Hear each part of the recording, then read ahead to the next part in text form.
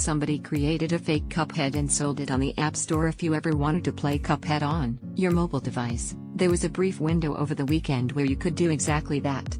The only problem is that the game was actually an imposter that scammed folks out of $5 and, blatantly ripped off somebody else's intellectual property.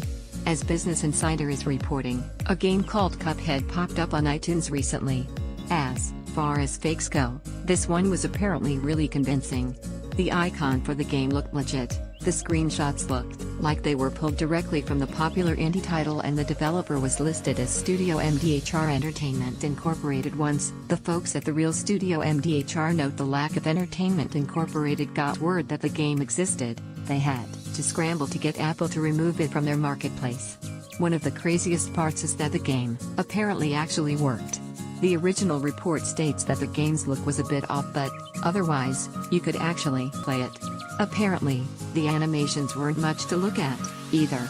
Still, this kind of stuff happens all the time, and, according to Real Studio MDHR co-founder Chad Moldenhauer, this is only the latest imposter the team has had to get Apple to squash.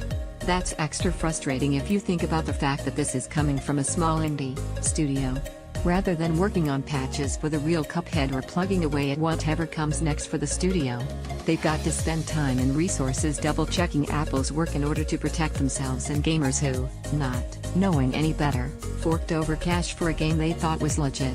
As Moldenhauer points out, there's the added danger that these fake games might be malicious in design, too, so there's no telling what they might be doing to your iPhone when they aren't being properly checked. If you've ever spent a bit of time on the iOS storefront, though, you likely know that this isn't exactly a new occurrence.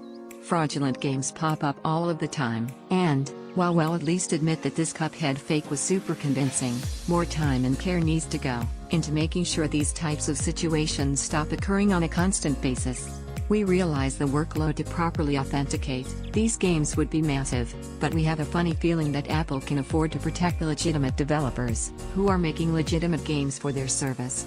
Instead, they simply allow stuff like this to get through and leave it up to the developers to track down phonies and report them. It's a backwards process that's long overdue for an overhaul. But barring that, come on, Apple. This is one of the biggest games of 2017 and you still got duped?